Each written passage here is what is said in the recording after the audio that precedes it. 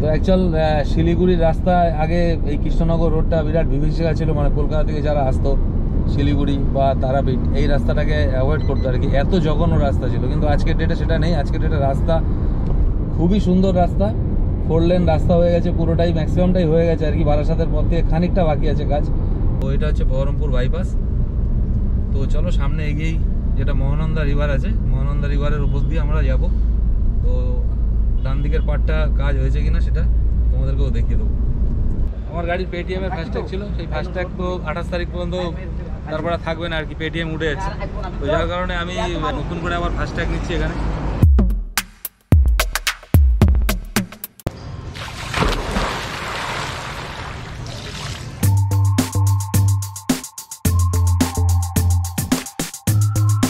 Good morning guys, welcome back to my channel. তো এখন বাজে সকাল 6টা, আমরা এখন বেরিয়ে পড়বো তারাপীঠের উদ্দেশ্যে। তো গাড়ি রেডি করে ফেলেছি, সুবিরও চলে এসেছে, এরকম গাড়ি ধুয়ে মুছে সকালবেলা রেডি করে ফেলেছি। শুধু বুলটার অপেক্ষায় আছি, আমরা 4 জন মিলে যাচ্ছি। তো ওপরে সাথী দাঁড়িয়ে আছে, ও যাচ্ছে না, আমরা 4 জন বন্ধু যাচ্ছি একদিনের জন্য, কালকে আবার চলে আসবো। তো চলো ব্লগটা দেখতে থাকো। আমরা তারাপীঠ কোন রাস্তা দিয়ে যাচ্ছি, কীভাবে যাচ্ছি সবই তোমাদের সাথে শেয়ার করবো। তো আমরা তারাপীঠের উদ্দেশ্যে বেরিয়ে গেছি, কে কে যাচ্ছি সেটা তোমাদের সঙ্গে পরিচয় করে দিচ্ছি। সুবীরকে তো চেনই, আমার প্রচুর ব্লগে সুবীর আছে, আর পেছনে বুলটাই আছে, আর আমাদের সেন্টু আছে। তো আমরা এই 4 জন, হ্যাঁ দেখা যাচ্ছে, আমরা 4 জন মিলে যাচ্ছি আর কি তারাপীঠ। তো চলো 1 নাইটের জন্য তারাপীঠ যাচ্ছি। তো তারাপীঠ আমরা যাচ্ছি NH-34, মানে কৃষ্ণনগর রোড দিয়ে। কৃষ্ণনগর রোড দিয়ে আমরা বহরমপুর হয়ে মোরগ্রাম থেকে বাঁদিকে চলে যাবো। এবার এখন আমরা বর্তমানে আছি হচ্ছে এই জায়গাটার নাম মরিচা। তো এখন এই মরিচা পর্যন্ত এসেছি, 20-21 কিলোমিটার মতন কভার করতে পেরেছি। তো আমরা বেরিয়েছি 6:15 বাড়ি থেকে, 6টায় বেরোনোর কথা ছিল। তো সামনেই আমি পেয়ে যাবো 4 লেন, এখনো পর্যন্ত সিঙ্গেল লেনে আছি। চলো, রাস্তা তো এরপরে খুবই ভালো রাস্তা আসছে। কৃষ্ণনগর রোড আর আগের মতন নেই, আগে কৃষ্ণনগর রোডকে মানুষ সবাই ভয় পেত আর কি। ম্যাক্সিমাম লোক তারাপীঠ বা শিলিগুড়ি যাওয়ার সময় যেতে হচ্ছে বর্ধমান হয়ে, ঘুষকরা হয় 108 মন্দিরের পাশ থেকে, বোলপুর হয়ে যেত। এখন আর কেউ আশা করি মনে হয় না ওই দিক দিয়ে যায় আর কি, এখন সব এই দিক দিয়ে যায়। রাস্তা ওভারঅল ভালো হয়ে গেছে আর কি। চলো ব্লগটা দেখতে থাকো। তো আমরা এখন ছুটে গেছি 4 লেনে। তো রাজবেরিয়া পার করার পরই 4 লেন, অনেকটাই এগিয়ে এসছে, কাজও হচ্ছে চারিদিকে। কৃষ্ণনগর যাওয়ার পথে চাকদার ওইখানটায় একটু কাজ হচ্ছে, আর রানাঘাট ব্রিজটা যদি হয়ে যায় তো কৃষ্ণনগর রোড একদম আর কোনো চাপ নেই। রানাঘাট রেল ব্রিজ যেটা আর কি, ফ্লাইওভারটা রেল লাইনের ওপর থেকে যে ব্রিজটার কাজ হচ্ছে আর কি, ওটা হয়ে গেলে কত কিলোমিটার তো কোনো সমস্যা হওয়ার কথা না আর কি। তো চলো আমরা এখন একটু তেল নিয়ে দেখো, জিওর পাম্প আছে এখানে। তো অ্যাকচুয়াল জিওর পাম্পের তেলটা খুব ভালো হয় আর কি, মাইলেজটাও ভালো পাওয়া যায়। তো যার জন্য আমরা এই জিওটাই প্রেফার করি বেশি। তো আমাদের তেল নিলাম প্রায় 4400 টাকার মতন তেল নিলাম। ওতে 4399 টাকার তেল নেওয়া হলো জিওর পাম্প থেকে। তো আমরা এখন রানাঘাট রেল ব্রিজ পার করছি আর কি। দেখো প্রচুর সিঙ্গেল লাইন এখানে, যেহেতু রানাঘাটের এই ফ্লাইওভারের কাজ হচ্ছে। দেখো কাজটা হয়ে গেলে তো একদম দারুণ ব্যাপার হবে আর কি। তো আমরা অনেক তাড়াতাড়ি পৌঁছে যেতে পারবো। এই দেখো বাঁদিকে কাজ হচ্ছে ফ্লাইওভারের, যার জন্য আমরা সিঙ্গেল রাস্তা দিয়ে রানাঘাট রেল লাইনটা পার করলাম আর কি। তো চলো, এরপরে আর সেরকম কোনো অবস্ট্রাকশন নেই রাস্তায়। তো আমরা এখন চলে এসেছি কৃষ্ণনগরের কাছাকাছি না, প্রায় কৃষ্ণনগর চলেই এসেছি। তো এদিকে দেখো ট্রেন যাচ্ছে একটা, এক্সপ্রেস ট্রেন। তো যাই হোক, আমরা এখন কৃষ্ণনগর চলে এসেছি, এখন একটু চা খেতে হবে আমাদের। তো প্রায় আমরা এখন 87 কিলোমিটার কভার করলাম আমাদের বাড়ি থেকে।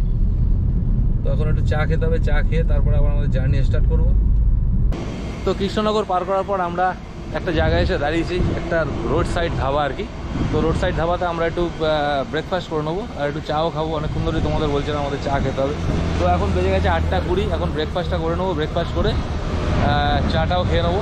তো গাড়ি এখানে রেখে দিয়েছি সুন্দর জায়গায়, এই যে দেখো গোল্ডেন ধাবা অ্যান্ড হোটেল, এখানে আমাদের গ্রুপ সব দাঁড়িয়ে আছে। তো খাবারের অর্ডার দেওয়া হয়ে গেছে। তো কি অর্ডার দেওয়া হয়েছে খাবারে?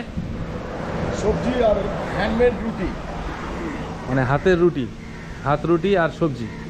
আর আলু ভাজা কি বলছিলিস? সবজি। ঠিক আছে, চলো আমরা খাবার অর্ডার দিয়ে দিয়েছি। খাবার দিলেই আমরা খাওয়া দাওয়া করে আবার আমাদের জার্নি স্টার্ট করবো। তো গাড়ি তো খুব ভালো জায়গায় রেখে দিয়েছে, এরকম অনেক জায়গা আছে গাড়ি রাখার এখানে। ব্রেকফাস্ট আমরা দিয়ে দিয়েছি, এই দেখো এখানে আছে আটার রুটি, একটা মিক্সড ভাজা আছে, তো এখানে সুবির খাওয়া শুরু করে দিয়েছে। এদিকে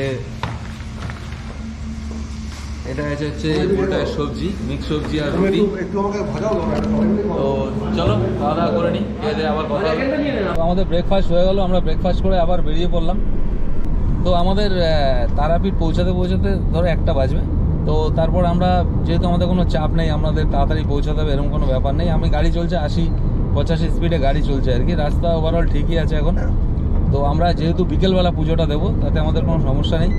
তো এখন এই মুহূর্তে প্রায় চলে এসেছি আমরা বাড়ি থেকে 95 কিলোমিটার চলে এসেছি, ধুবুলিয়ার কাছে চলে এসেছি আমরা। তো চলো ব্লগটা দেখতে থাকো, সঙ্গে থাকো। তো অ্যাকচুয়াল শিলিগুড়ির রাস্তা আগে এই কৃষ্ণনগর রোডটা বিরাট বিভীষিকা ছিল, মানে কলকাতা থেকে যারা আসতো শিলিগুড়ি বা তারাপীঠ এই রাস্তাটাকে অ্যাভয়েড করতো আর কি, এত জঘন্য রাস্তা ছিল। কিন্তু আজকের ডেটে সেটা নেই, আজকের ডেটে রাস্তা খুবই সুন্দর রাস্তা, 4 লেন রাস্তা হয়ে গেছে, পুরোটাই ম্যাক্সিমামটাই হয়ে গেছে আর কি। বারাসাতের পর থেকে খানিকটা বাকি আছে কাজ। তো এখন দেখো এই জায়গায় রাস্তা খুবই ভালো। আর রানাঘাটের রেল ব্রিজটা যদি হয়ে যায় তো আরও ভালো হয়ে যাবে। তো সামনে আসবে বহরমপুর, এখান থেকে প্রায় আরও 80 কিলোমিটার রাস্তা বহরমপুর থেকে আমরা চলে যাব মোরগ্রাম থেকে আমরা লেফট সাইডে ঢুকে যাব, দিয়ে আমরা তারাপীঠের রাস্তা ধরবো। তো চলো কোন রাস্তা দিয়ে যাচ্ছি, কোথায় কীভাবে যাচ্ছি সবই তোমাদের সাথে শেয়ার করবো, ব্লগটা দেখতে থাকো। তো আমার সাথে কারা কারা আছে দেখতে পাচ্ছ। তো আমার সাথে আরেকটা ব্লগার আছে, এদিকে বুলটাইও ভিডিও বানাচ্ছে, এদিকে সেন্টু বসে আছে, আর বাঁদিকে আমার সুবীর বসে আছে দেখতে পাচ্ছ। তো চলো আমরা 4 জন ছোটবেলার বন্ধু আমরা বেরোচ্ছি, একসাথে প্রচুর এনজয় করবো, ব্লগটা দেখতে থাকো।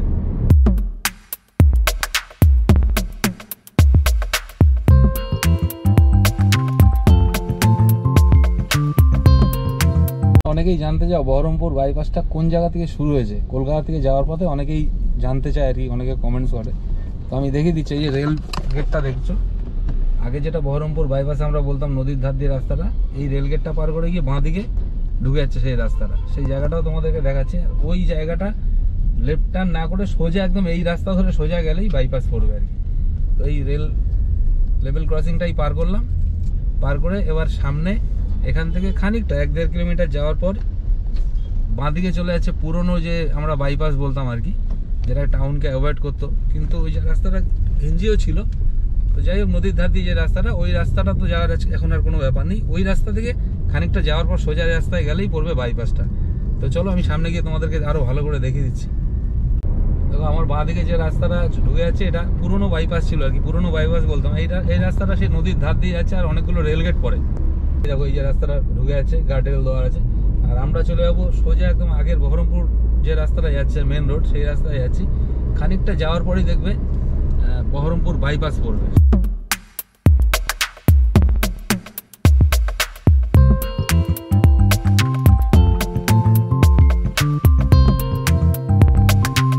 দেখো আমরা এই ডান দিকে ঢুকে যাচ্ছি, নতুন রাস্তা বহরমপুর বাইপাস। আর সোজা দেখো টাউনের রাস্তাটা চলে যাচ্ছে। এখন দেখো টাউনের রাস্তা পুরো ফাঁকা। এই যে বাঁ দিকের রাস্তাটা যাচ্ছে, ওই যে গার্ডরেল দেওয়া রয়েছে পাশে দেখতে পাচ্ছ, ওটা হচ্ছে বহরমপুর টাউনে চলে যাচ্ছে। আর আমরা এই যে ট্রাকগুলো যাচ্ছে, এগুলো সব বহরমপুর বাইপাস যাচ্ছে। বাইপাস শুরু হলো আর এখান থেকে আর কি, ওই দেখো লেখা রয়েছে বহরমপুর টাউন। আর এই যে শুরু হলো বহরমপুর বাইপাস, একদম নতুন রাস্তা। সম্ভবত ওটা মহানন্দা নদীর উপর দিকে ব্রিজটা হয়েছে। এটা আমি ডিসেম্বর মাসে যখন এসেছিলাম তখন একটা লেন খোলা ছিল আর কি, তবে একটা লেন খোলা থাকলেও জ্যামজট সেরকম একটা হচ্ছিল না মহানন্দা নদীর উপরে যে ব্রিজটা। তো এখন আরেকটা পার্টে কাজ হয়ে গেছে কিনা আমি ঠিক বলতে পারবো না। এখন যাচ্ছি, গেলে হয়তো আমি দেখতে পারবো যে আরেকটা পার্ট হয়েছে কিনা। তো এটা হচ্ছে বহরমপুর বাইপাস। তো চলো সামনে এগিয়েই যেটা মহানন্দা রিভার আছে, মহানন্দা রিভারের উপর দিয়ে আমরা যাব। তো ডান দিকের পার্টটা কাজ হয়েছে কিনা সেটা তোমাদেরকেও দেখিয়ে দেবো। দেখো আমরা আছি এখন মহানন্দা নদীর উপর দিয়ে যাচ্ছি। দেখো বোথ সাইড পার্টই কাজ হয়ে গেছে। আমি ডিসেম্বরে যখন গেছিলাম তখন এই একটা লেন খোলা ছিল, আর ওদিকের লেনটা কাজ চলছিল। এখন দেখো ওদিকের লেন দিয়েও গাড়ি যাচ্ছে, ওদিকের লেনটাও চালু হয়ে গেছে। দেখো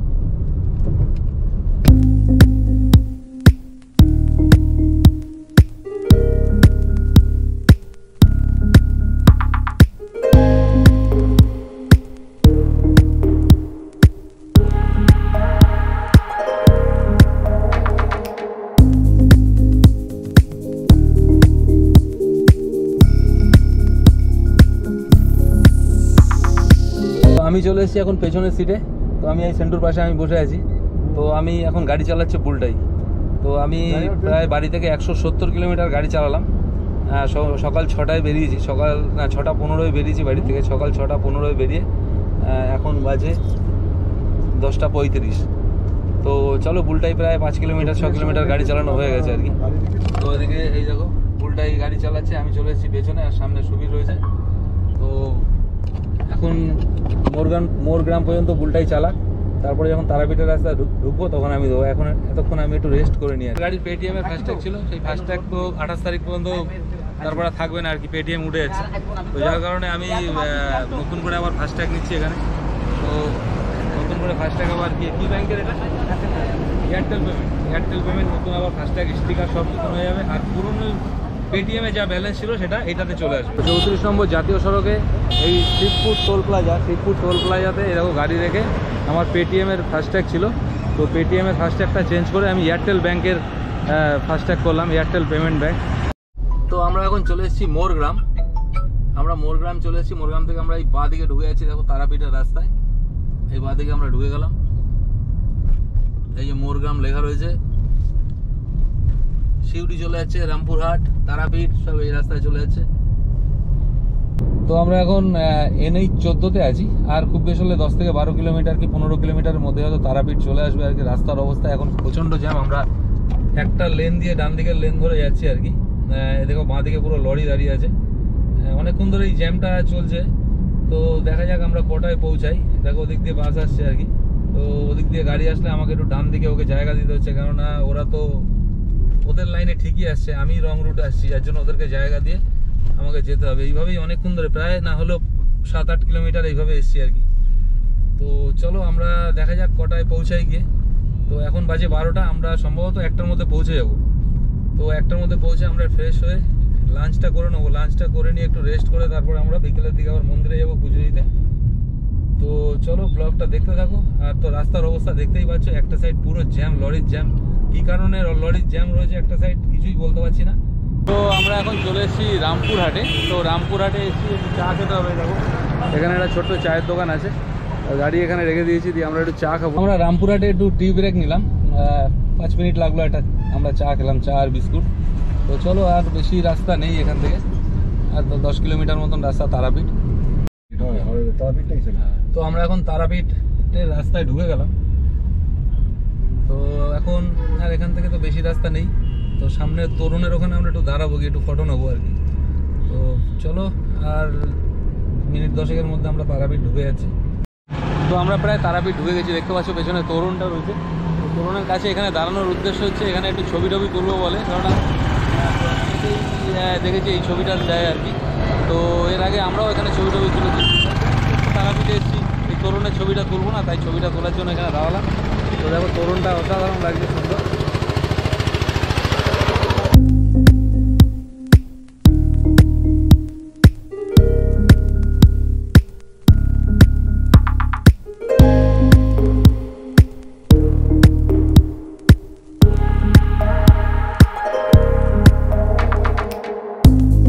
ফাইনালি আমরা তারাপীঠের হোটেলে উঠে গেছি, হোটেল সোনার বাংলায়।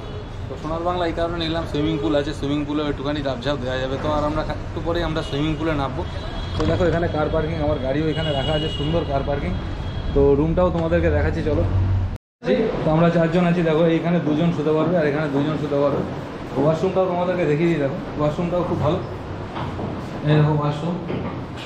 তো আমরা এখন সুইমিং পুলে নামার জন্য পুরো রেডি হয়ে গেছি, দেখতেই পাচ্ছ একদম খালি গায়ে তোয়ালে নিয়ে পুলে নামবো। আর পুলটাও তোমাদেরকে দেখাচ্ছি। আমরা আছি তারাপীঠের সোনার বাংলা হোটেলে। সোনার বাংলা খুব ভালো প্রপার্টি, হয়তো একটু কস্টলি হতে পারে, বাট আমরা যে রুমটা নিয়েছি, এখন যা ওয়েদার প্রচণ্ড ঠান্ডা, এখন সুইমিং পুলে নামবো, হয়তো আমাদের ঠান্ডাই লাগবে আর কি, ঠান্ডা জলেই নামতে হবে।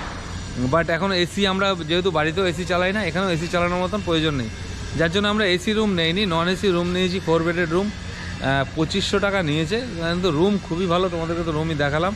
চলো আমরা তোমাদেরকে এখন সুইমিং পুলটা দেখাচ্ছি। এই দেখো এটা হচ্ছে পুল,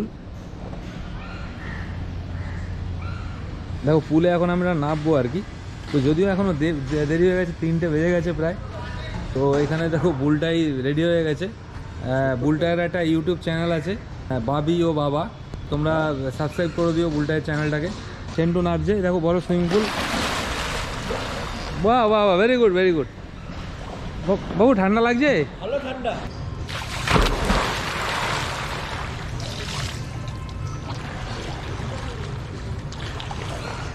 কেমন লাগছে? খুব দারুণ দারুণ।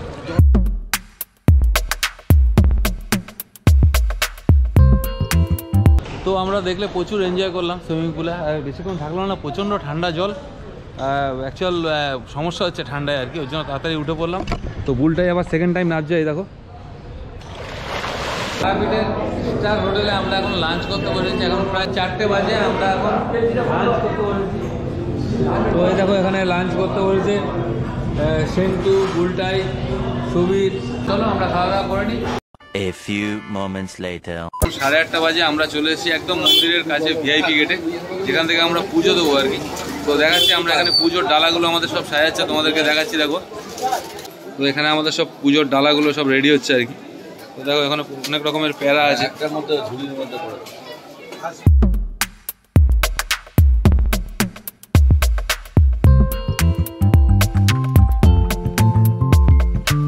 তো আমরা দুপুর 2টোর সময় এসে পৌঁছেছিলাম তারাপীঠ। তারপরে তো আমরা একটু লাঞ্চ করে ঘুমিয়ে পড়েছিলাম। তো 8টার সময় উঠে আমরা গেলাম হচ্ছে মন্দিরে পুজো দিতে। পুজোটা খুবই ভালো পুজো দিয়েছে, একদম ভিআইপি দিয়ে খুব সুন্দরভাবে পুজো দিয়েছে। যদিও পয়সা লেগেছে, পয়সা দিয়ে ভিআইপিতে গেছি। তো এখন আমরা কি করব, এখন প্রায় 10টা 10-15 বাজে। এখন আমরা ডিনারটা করে নেবো আর কি। কালকে সকাল 7টায় আবার আমরা বেরিয়ে যাবো, তাই ভিডিওটা লেন্দি করবো না। ভিডিওটা আজকের মতন এখানেই শেষ করলাম, দেখা হবে পরের ভিডিওতে। Good night, tata.